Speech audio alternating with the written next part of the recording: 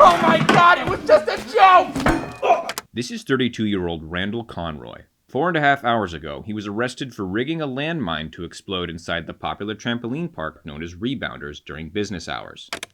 You guys gotta learn how to be funny!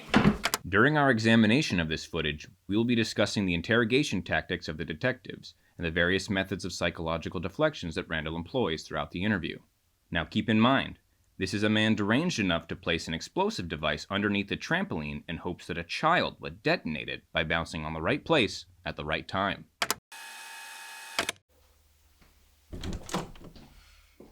Here's your Diet Coke. Sorry that took so long there, Randall. That's fine. I'm a very patient person. This coming from the same man who, after realizing the children on the trampoline were too light to trigger the pressure-sensitive explosive, was quoted by eyewitnesses as saying, "Fine, I'll do it myself." He then proceeded to jump on the trampoline as promised, succeeding in detonating the device. How he survived? Well, we'll get to that later. Yeah, so we heard your story, Randall, and there's just a few inconsistencies that we're hoping you can help clear up for us. I told you, I was at home watching a movie. I was watching Breaking Bad. Isn't that a show? The movie! Breaking Bad, the movie! Randall is partially telling the truth here. The movie El Camino continues the Breaking Bad story, following the actions of Aaron Paul's character Jesse Pinkman after the series finale. Notice how confident Randall is when he's telling the truth. Now let's look at his behavior when he's caught in a lie. I haven't ever even heard of Rebounders. Don't even know what that is. I am a Sky Zone guy. Really? Look at me. Really? Then why did we find a Rebounders membership card in your wallet? This was no ordinary membership card. This was a Pro Bouncer Lifetime Member Rewards card reserved only for Rebounders enthusiasts. It was last scanned at the time of the crime.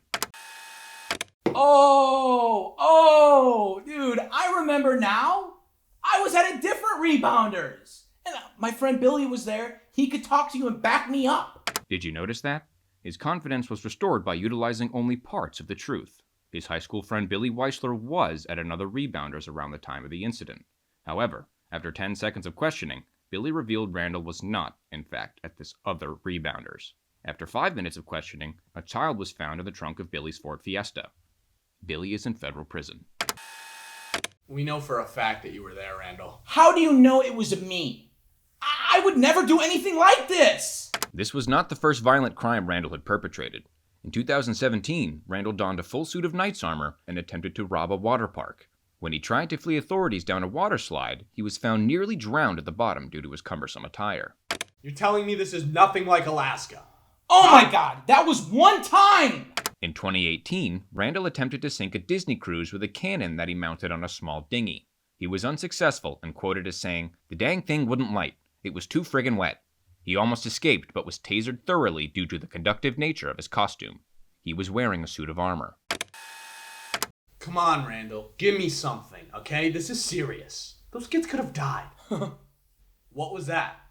Nothing. Is that funny to you? Randall realizes he slipped up here. Watch closely at the next technique he employs to hide his emotions. No, that is not funny to me at all. Child endangerment isn't something you laugh about, is it? No, I would never think child endangerment is funny, and it is not hilarious at all. Lower your hands, Randall.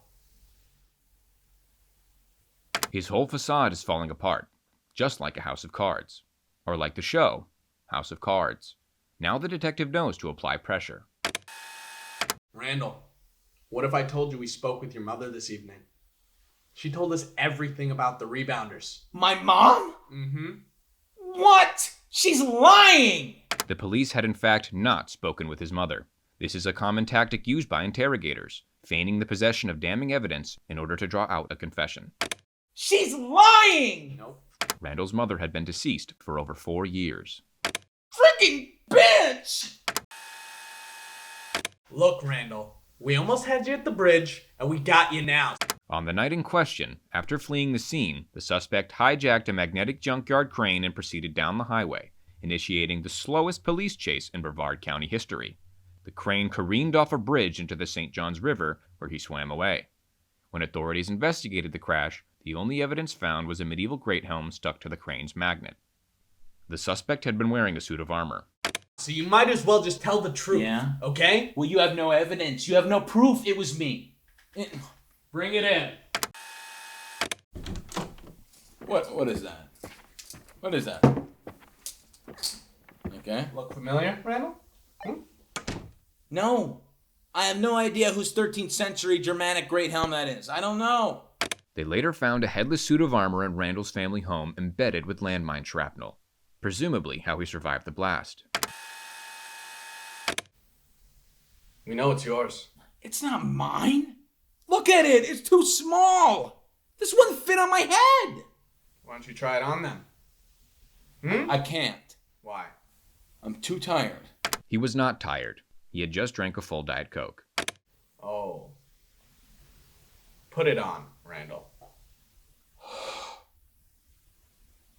Fine.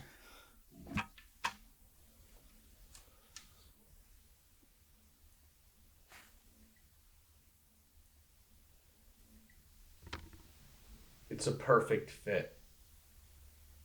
I know. The detective has all he needs.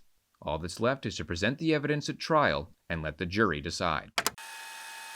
All right, Randall. We're done here. Randall, you have the right to remain silent. Anything you say... I am not going to jail for this shit. You can't do this to me! You ever heard of the scooping around? Oh my god, it was just a joke! You guys gotta learn how to be funny! This interrogation footage proved to be instrumental in the prosecution's case against Mr. Conroy. In response, Randall's primary defense was that his heinous actions were, quote, actually a really funny joke and everyone just needs to be cool about it. In a strange turn of events, the judge agreed and let him go, stating Conroy's crimes were a hoot and an absolute riot. Unfortunately, Randall did not enjoy his freedom for long. Just 2 weeks after his acquittal, he was caught in a police standoff while setting fire to eclairs. He died a day later due to injuries sustained from authorities using armor-piercing rounds. He was wearing a suit of armor. Hey guys, thanks for watching. Please like and subscribe. Also, special thanks to Noke Eric and Mammoth in Space. These guys are hilarious. Go check out their channels. Plus, they recently posted sketches with us in them if you're interested. It's a good helmet. I It don't... looks a little bit worn. What Looks do like you it's been want worn. from me? See some blonde stray hairs in there? No, I Just- doubt it. No, there are. You'd fucking book me if you had my DNA on that thing, but you don't. That is true. You got me there. See? Excellent, excellent.